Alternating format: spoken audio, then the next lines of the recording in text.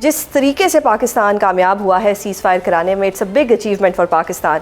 अब मुज़ाकरात भी इस्लामाबाद में होने जा रहे हैं, बता रहे हैं, हाई होप्स हैं पाकिस्तान के लिए, क्या देख रहे हैं आप? बहुत बहुत शुक्रिया Suzanne for having me on the show once again. देखें, मुज़ाकरात जो ये 10 तारीख से शुरू होंगे, अभी तक जो कि स्ट्रक्चर्ड लेआउट जो हमें समझ में आया है वो 2 रोज़ा मुज़ाकरात होंगे, 10 तारीख को और 11 तारीख को। अब 11 तारीख तक क्या ये मुज़ाकरात चलेंगे नहीं चलेंगे, ये कहना कुछ कबल अज़ वक्त होगा। 3 डिफरेंट प्लान्स हैं जिसके ऊपर डिलिब्रेट किया जाएगा या गौर व फिक्र किया जाएगा। पहला वो 5 नुकाती एजेंडा या प्लान जो पाकिस्तान और चीन ने मुश्तरका तौर पे दिया। दूसरा वो 10 नुकाती प्लान जो ईरान की जानिब से दिया गया। और तीसरा जो 15 नुकाती प्लान जो अमेरिका की जानिब से दिया गया। तो 5, 10, 15, 5, 10 और 15 की ये रेस है। एक डील के लिए ज़रूर चाहते हैं। हो ये भी सकता है कि मुज़ाकरात का सिलसिला चलता रहे और डेलीगेशन लीड्स इस वक्त तक जो ख़बरें सामने आ रही हैं, क्योंकि हतमी तौर पर हमने वज़ारत ख़ारजा से इस मुताल्लिक़ कुछ नहीं सुना, लेकिन अमरीकी मीडिया और ज़राए भी ये कहते हैं कि अमरीका की जानिब से हद्दुल इम्कान ये है कि जो उनके नायब सदर हैं JD वैंस, वो ट्रैवल कर सकते हैं। वो बशमूल उनके हमरा जो हैं वो स्टीव विटकॉफ और जो कि अमरीकी सदर के खुसूसी एलची हैं बराए मशरक़ वस्ता, वो और जैरेड कुशनर, ये 3 लोग ट्रैवल कर सकते हैं अमेरिका की तरफ से। वर्किंग लेवल में और नीचे लोग होंगे। और जबकि ईरान की तरफ से या उनके सदर मसूद पेज़ेश्कियाँ होंगे, और अगर मसूद पेज़ेश्कियाँ नहीं होंगे तो ईरानी पार्लियामान के जो चीफ़ हैं, स्पीकर हैं बाकर कलीबाफ, वो ट्रैवल कर सकते हैं। जब तक मैं आपसे बात कर रहा हूँ इस वक्त तक फाइनलाइज्ड लेआउट हमारे पास नहीं है, लेकिन इस मुज़ाकरात को लेके क्योंकि थ्रेशोल्ड इतना लो था कि बातचीत हो ही नहीं रही थी, द फैक्ट कि ये बातचीत का सिलसिला हो रहा है ये अपने में एक बहुत बड़ी जो है वो काबिल सताइश बात है। चलिए, एक तरफ तो बातचीत हो रही है, सीज़ फायर भी हो गया, ऑन द अदर हैंड हमने देखा इजराइल अभी भी बाज नहीं आया। सीज़ फायर के बावजूद उन्होंने हमला किया ईरान के ऊपर। प्राइम मिनिस्टर साहब ने दरख्वास्त भी की कि सीज़ फायर का एहतराम किया जाए।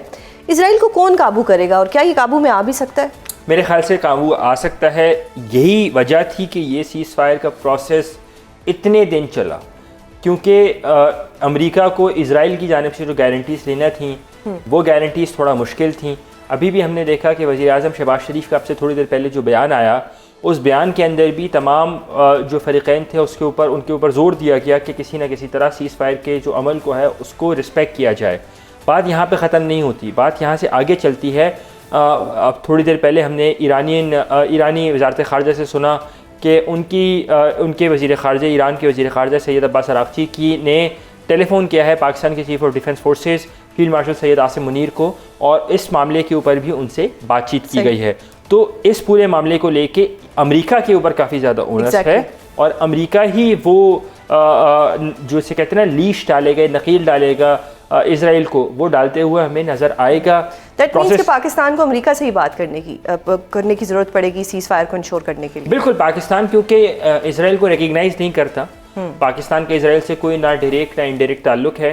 तो इस पूरे प्रोसेस के अंदर अगर इजराइल से कम्युनिकेट करने की एक पार्टी थी जिसकी बड़ी जिम्मेदारी थी अमेरिका के अलावा, तो वो जो 3 फरीक़ैन में से पाकिस्तान, तुर्किया और मिस्र में से जो मिस्री फ़रीक़ थे वो इजराइल से ज़्यादा कम्युनिकेट करते थे।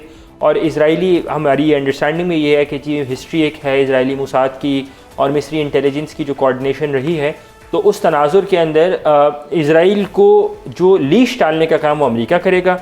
कम्युनिकेशन एक हद तक, एक पॉइंट तक मिस्र करता आया है, करेगा भी। और जो एडवांस लेवल जो ऑफ द टॉक्स हैं, जो लीडरशिप लेवल के ऊपर हैं, जिसे कहते हैं डिसीजन मेकिंग, वो अमेरिका की जानिब से की जाएगी। फिर तो मिस्र का रोल भी बड़ा अहम हो सकता है। मिस्र इस्लामाबाद आया था जब टर्की और सऊदी अरब को होस्ट किया था पाकिस्तान ने, तो फिर उस लिहाज से तो फिर एक बहुत ही प्रोमिनेंट रोल होगा मिस्र। देखें, 19 मार्च से लेके आज 8 अप्रैल गलबन हो गई है। 19 मार्च से लेके 8 अप्रैल में लगभग कोई 20 रोज़ बनते हैं। इन 20 रोज़ के अंदर पाकिस्तान के वज़ीर ख़ारजा और deputy prime minister senator Mohammad Ishaq और मिस्र के वज़ीर ख़ारजा डॉक्टर बदर अब्दुल आती के दरमियान 1 नहीं, 2 नहीं, 10 नहीं, 24 मरतबा टेलीफोनिक रब्ता हुआ है। इसी दौरान इन 20 दिनों के दरमियान इनकी कम अज़ कम 3 ऐसे मौक़े हैं जहाँ पे इनकी मुलाकात हुई है। 2 मरतबा इनकी सऊदी अरब में मुलाकात हुई, अरब इस्लामिक फॉरेन मिनिस्टर्स की साइडलाइन की मीटिंग के ऊपर।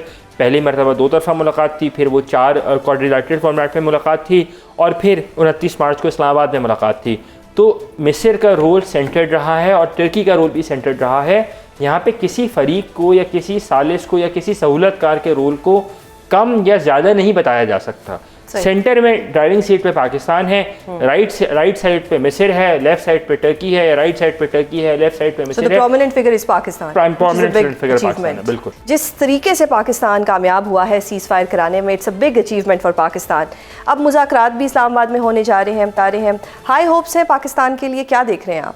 बहुत बहुत शुक्रिया Suzanne for having me on the show once again. देखें, मुज़ाकरात जो ये 10 तारीख से शुरू होंगे, अभी तक जो कि स्ट्रक्चर्ड लेआउट जो हमें समझ में आया है वो 2 रोज़ा मुज़ाकरात होंगे, 10 तारीख को और 11 तारीख को। अब 11 तारीख तक क्या ये मुज़ाकरात चलेंगे नहीं चलेंगे, ये कहना कुछ कबल वक्त होगा।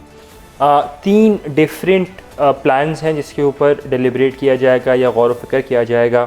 पहला वो 5 नुकाती एजेंडा या प्लान जो पाकिस्तान और चीन ने मुश्तरका तौर पर दिया। दूसरा वो 10 नुकाती प्लान जो ईरान की जानिब से दिया गया, और तीसरा जो 15 नुकाती प्लान जो अमेरिका की जानिब से दिया गया। तो 5, 10, 15, 5, 10 और 15 की ये रेस है। एक डील के लिए ज़रूर चाहते हैं। हो ये भी सकता है कि मुज़ाकरात का सिलसिला चलता रहे और डेलीगेशन लीड्स इस वक्त तक जो ख़बरें सामने आ रही हैं, क्योंकि हतमी तौर पर हमने वज़ारत ख़ारजा से इस मुताल्लिक़ कुछ नहीं सुना, लेकिन अमरीकी मीडिया और ज़राए भी ये कहते हैं कि अमरीका की जानिब से हद्दुल इम्कान ये है कि जो उनके नायब सदर हैं JD वैंस, वो ट्रैवल कर सकते हैं। वो बशमूल उनके हमरा जो हैं वो स्टीव विटकॉफ और जो कि अमरीकी सदर के खुसूसी एलची हैं बराए मशरक़ वस्ता, वो और जैरेड कुशनर, ये 3 लोग ट्रैवल कर सकते हैं अमेरिका की तरफ से।